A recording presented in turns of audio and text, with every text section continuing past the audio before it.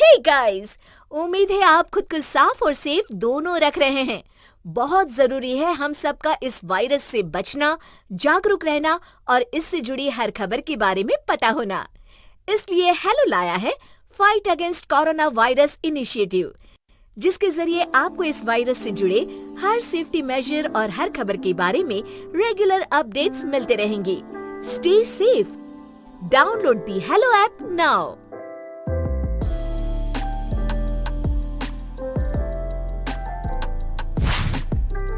लक्ष्मी का अपने घर में पूरा दबदबा था। हिटलर की तरह वो सारा काम अपने पति और बेटे से करवाती। धीरे धीरे उसके पति की तबीयत खराब रहने लगी। सुनो जी, अब आप बुजुर्ग हो गए हो, काम में भी अब हाथ आपके फुर्ती से नहीं चलते। अरे भाग्यवान, भगवान से डर। तुझसे मैंने शादी अपने इकलौते बेटे के अच्छे पालन पोषण के लिए की थी, लेकिन तूने तो उसका बेड़ा गर्क कर दिया। मैंने क्या किया? पढ़ाया लिखाया, अब नौकरी नहीं लग रही तो मैं कैसे जिम्मेदार हो गई? अब घर में बैठकर रोटी तोड़ रहा था तो मैंने कहा काम ही कर ले। एक तो भला करो और ऊपर से बातें सुनो। तभी सारंग वहाँ आ जाता है। बहुत भूख लगी है माँ, कुछ खाने को दे दो। अब तुम्हारे पापा का हाथ तो चल नहीं रहा है, मैं ही जा रही हूँ आज किचन में, बनाती हूँ कुछ। हे भगवान, कैसे होगा इतना काम मुझसे? लक्ष्मी किचन में काम कर रही होती है कि तभी अचानक उसे आइडिया आता है। अरे मैं भी ना, अरे यहाँ तो फ्री की नौकरानी ला सकती हूँ मैं, फिर मैं क्यों खाना बना रही हूँ?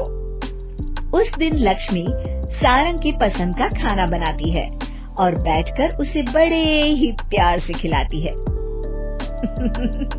खा ले बेटा, खा ले, पेट भर के खा ले। अरे रुक, मैं तेरे लिए ना गर्मा गर्म रोटियां लाती हूँ। सारंग और उसके पिता एक दूसरे की ओर बड़े ही हैरानी से देखते हैं। बेटा सारंग, जरूर दाल में कुछ काला है, वरना ये औरत तो हमें बासी खाना भी सुकून से ना खाने दे। सुनील की बात लक्ष्मी सुन लेती है और जोर जोर से चिल्लाने लगती है। अरे हाँ, भलाई का तो जमाना ही नहीं रहा। एक तो आग में खुद को जलाकर तुम लोगों के लिए खाना बना रही हूँ और ऊपर से तुम्हें दाल काली लग रही है। अरे माँ, पिताजी का ये मतलब नहीं था, तुम बुरा मत मानो। अरे हाँ बेटा, तू कहता है तो मान लेती हूँ। लक्ष्मी सारंग के पास बड़े ही प्यार से बैठ जाती है और फिर कहती है, बेटा मैंने ना तेरी शादी करने की सोच ली है। अब तेरे पिताजी के हाथ भी नहीं चलते, तो सोच रही हूँ तेरे लिए बीवी ले आऊं। अब पता नहीं ना मैं भी कब मर जाऊं। अब ऐसे भाग्य भी कहाँ है हमारे। क्या कहा? अरे हाँ, तुम तो चाहते ही हो कि मैं मर जाऊं, लेकिन मैं अपनी प्यारी बहू का चेहरा देखे बिना नहीं मरूंगी। हाँ माँ, शादी तो मैं कर लूं, लेकिन मैं नौकरी नहीं करता, फिर कोई क्यों देगा मुझे अपनी बेटी? अरे क्यों नहीं देगा बेटी? इतना बड़ा घर, खेल खलियान है, किस चीज की कमी है हमारे पास? जो आएगी राज करेगी, राज। हम तो ना कर पाए राज, ये बोलो कि एक और नौकर तुम्हारे पास आ जाएगा। मैं कहती हूँ चुप हो जाओ। अरे खुद के घर का खाना बनाएगी तो क्या नौकरानी हो जाएगी? अब तुमसे तो किचन का काम होता नहीं, तो कोई तो करेगा ना। ठीक है माँ, तुम जैसा सही समझो बस। अब मेरी एक शर्त है, लड़की जो भी हो वो दिखने में कैसी भी हो या कहीं की भी हो, बस पढ़ी लिखी होनी चाहिए। अरे हाँ, ला देंगे पढ़ी लिखी बेटा, मैंने कौन सा काम करवाना है उससे। हाँ। और फिर एक दिन पास के गांव की ही रति से सारंग की शादी हो जाती है। रति दिखने में बहुत ही सुंदर थी, साथ ही साथ काफी पढ़ी लिखी थी।